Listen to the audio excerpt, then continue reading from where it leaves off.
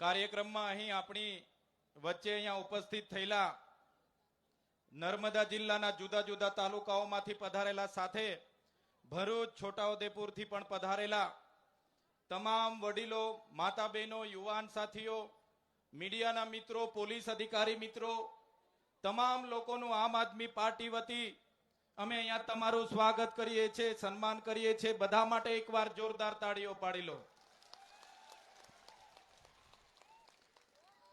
સાથીઓ, આજનો દિવસ એ ઐતિહાસિક દિવસ છે।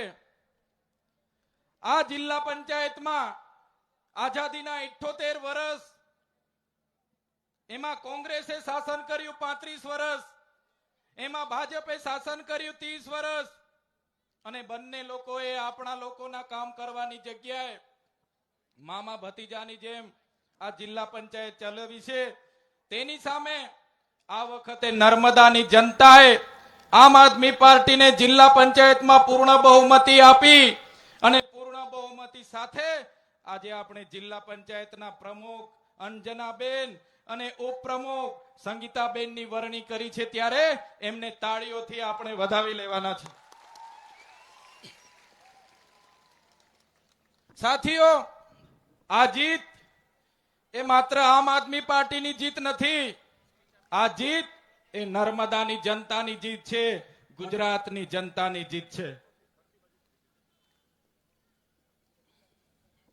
આ જીત એક એક વ્યક્તિની જીત છે। આ જીત જે લોકો બદલાવ ઈચ્છે છે એ તમામ લોકોની જીત છે। ત્યારે હું કહેવા માંગુ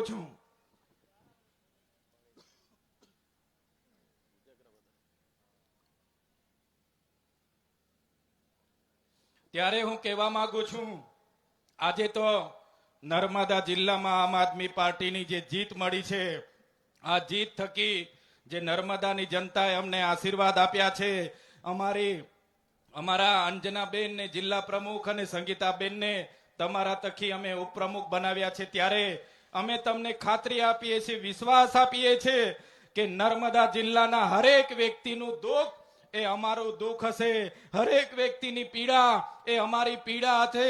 અને તમને ખાતરી આપું છું કે એક એક વ્યક્તિનું કામ કરવાનું, એમના સુખમાં અને દુઃખમાં ઉભા રહેવાનું, એમની સેવા કરવાનું કામ હવે આમ આદમી પાર્ટી આવનારા દિવસોમાં કરશે। સાથીઓ, હમણાં હું આવતો તો અહીંયા કોઈ મીડિયા વાળા ભાઈ હતા, એમણે પૂછી લીધું કે ચૈતરભાઈ, તમારી લડાઈ મનસુખભાઈ સાથે છે, મનસુખભાઈ સાથે છે। ત્યારે મીડિયા વાળાને મેં કીધું, ભાઈ અમારી લડાઈ કોઈ મનસુખભાઈ સાથે નથી, અમારી લડાઈ એ સરકાર સામે છે, જેમણે 3000 ની પ્રતિમા બનાવી પણ અમારા ચાપડ ગામના રોડ ની બન્યા, જેમણે કરોડો રૂપિયાના પ્રોજેક્ટ બનાવ્યા, અમારા જૂના રાજગામનો રોડ ન બનાવ્યો, અમારા તુંબડાવાડીનો રોડ ન બનાવ્યો, આરોગ્યની સુવિધા ના મળી, શિક્ષણ ના મળ્યું, અમારા બાળકોને રોજગારી નહીં મળી, એની સામેની અમારી લડાઈ છે। અમારી લડાઈ કોઈ વ્યક્તિ સામે નથી, મનસુખભાઈની લડાઈ નથી અમારી સામે। મનસુખભાઈને તો પોતાના ગામનો રોડ નથી બનતો, એ પોતે સરકારને વિનંતી કરે છે, એ પોતે પત્ર લખે છે, બિચારા બને છે, બાપડા બને છે કે અહીંયા દારૂ વેચાય છે, અહીંયા જુગાર રમાય છે, સાહેબ બચાવો, અમને બચાવો। ત્યારે આ લડાઈ એ મનસુખભાઈ સાથે નથી, એમના સાહેબ જે ઢેડિયાપાડા આવ્યા હતા એમની સામેની અમારી લડાઈ છે। સાથીઓ, અમારું સપનું હતું, જો આ સરકારો આદિવાસીઓનો વિકાસ નહીં કરશે તો આદિવાસીઓનું સ્વશાસન લાવીશું। આજે મને કહેતા આનંદ થાય છે, જે રાજધાનીનું અમે સપનું જોઈને બેઠા હતા, એ કેવડિયા રાજધાનીમાં આજે આમ આદમી પાર્ટીની સરકાર અમે બનાવી છે।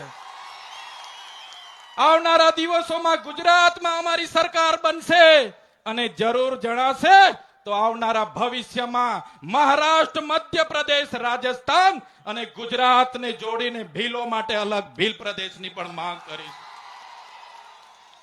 હમણાં જે જનગણના થવાની છે, ત્યારે આ જાતિગત જનગણનામાં પણ આ ગુજરાતની સરકારને અમે કહેવા માંગીએ છીએ, ગુજરાતમાં 1,25,00,000 આદિવાસીઓ છે. 1,25,00,000 એટલે કે 15% આદિવાસીઓ છે. ગુજરાતમાં જો સરકારે જાતિગત જનગણના કરવી હશે તો આદિવાસીઓ માટે અલગ કોલમ બનાવવો પડશે, આદિવાસી માટે અલગ સ્થાન આપવું પડશે અને આદિવાસીઓની જનગણના કરવી પડશે. જો તમે આદિવાસીઓને અમારી અલગ કોડ કલમ નહીં આપશો તો આદિવાસી પોતાનો ધર્મ શેમાં લખાવશે, પોતાની જાતિ શેમાં લખાવશે અને આદિવાસીઓને ગુમરાહ કરીને આદિવાસીઓની અનામત કઈ રીતના ખતમ થાય એ આ મૂડીવાદી સરકાર કરે છે. ત્યારે જો આદિવાસીઓની અલગ ધર્મ કોલમ ના બનાવવામાં આવે, અલગ ધર્મ કોડ ના બનાવવામાં આવે તો આવનારા દિવસોમાં જાતિગત જનગણનાનો પણ અમે વિરોધ કરીશું. અમારી લડાઈ આ ભારતીય જનતા પાર્ટીની વ્યવસ્થા સામે છે, જેમણે અમારા વિસ્તારોના યુવાનોને રોજગારી નથી આપી. એક બાજુ નર્મદા ડેમનું પાણી આખા કચ્છમાં લઈ જવામાં આવે, સૌરાષ્ટ્રમાં લઈ જવામાં આવે.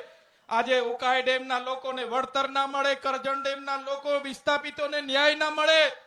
ત્યારે અમે આ સરકારને કહેવા માંગીએ છીએ, હવે આમ આદમી પાર્ટીની સરકાર આ નર્મદા જિલ્લામાં આવી છે તો નર્મદા જિલ્લાનું પાણી જો નર્મદા, છોટાઉદેપુર, દાહોદ આદિવાસી વિસ્તારમાં નહીં આપશો તો આવનારા દિવસોમાં નર્મદા કેનાલ પણ અમે બંધ કરાવી દઈશું. બંધ.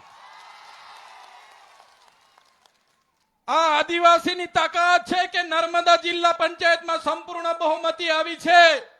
ત્યારે આ ભાજપ સરકારને કહેવા માંગીએ છીએ, આ તાકાત એ આદિવાસી મૂળ નિવાસી છે, આ તાકાત એ મૂળ નિવાસીની છે અને આદિવાસી એ આદિવાસી છે. અમે વનવાસી નથી અને અમને વનવાસી સાબિત કરવાનું જે કોઈ લોકો પ્રયાસ કરતા હોય એમને પણ કહેવા માંગીએ છીએ, આ આદિવાસી અંગ્રેજો સામે નથી ઝૂક્યા, તમારી સામે પણ ઝૂકવાના નથી. પૂરી તાકાતથી અમે લડવાના છે. સાથીઓ, આઝાદીના 78 વર્ષ થઈ ગયા. આજે શિક્ષણ નથી. આ જિલ્લામાં 12,333 બાળકો કુપોષણથી પીડાય છે. ત્યારે દુનિયાની સૌથી ઊંચી પ્રતિમા બનાવી એનો અમને વાંધો નથી, મોટા મોટા કોરિડોર બનાવ્યા એનો વાંધો નથી, પણ આ વિસ્તારમાં અનુસૂચિ 5 લાગુ નથી કરી. ત્યારે હું તમને ખાતરી આપું છું, આ ગુજરાતની સરકાર પર અનુસૂચિ 5 લાગુ કરાવવા માટે, પૈસા 1 લાગુ કરાવવા માટે, આદિવાસીઓને જંગલની જમીન અપાવવા માટે, સિંચાઈનું પાણી અપાવવા માટે, શિક્ષણ અપાવવા માટે, આરોગ્ય અપાવવા માટે આમ આદમી પાર્ટી આગળ પણ લડી હતી અને આવનારા દિવસોમાં પણ લડવાની છે. ત્યારે વધારે વિશેષ શું નથી કે તો આપણા કેજરીવાલ સાહેબ અહીંયા આવેલા છે. અહીંયા હાજર રહેલા તમામ વડીલો, તમામ યુવાનો, માતાઓને મારે વિનંતી છે, અમારા જેટલા પણ લોકો ચૂંટાયેલા છે એમને આશીર્વાદ આપજો, એમને શક્તિ આપજો. સાથે હું પ્રકૃતિને પૂજા કરું છું, હું પ્રકૃતિને વિનંતી કરું છું, પ્રાર્થના કરું છું કે અમને એટલી શક્તિ આપજો કે આ વિસ્તારના લોકોના ન્યાય માટે લડીએ, એમને સેવાડાના વ્યક્તિના વિકાસ માટે કામ કરીએ, સેવા કરીએ. એટલી અમને શક્તિ આપે એવી પ્રાર્થના કરું છું. જે પણ વડીલો અહીંયા છે એમને પણ વિનંતી છે કે અમને આશીર્વાદ આપજો. તમારા આશીર્વાદ એ જ અમારી તાકાત છે. બધાનો ખૂબ ખૂબ આભાર, ધન્યવાદ. જય આદિવાસી, જય જોહાર. આમ આદમી પાર્ટીના રાષ્ટ્રીય સંયોજક અને દિલ્હીના પૂર્વ મુખ્યમંત્રી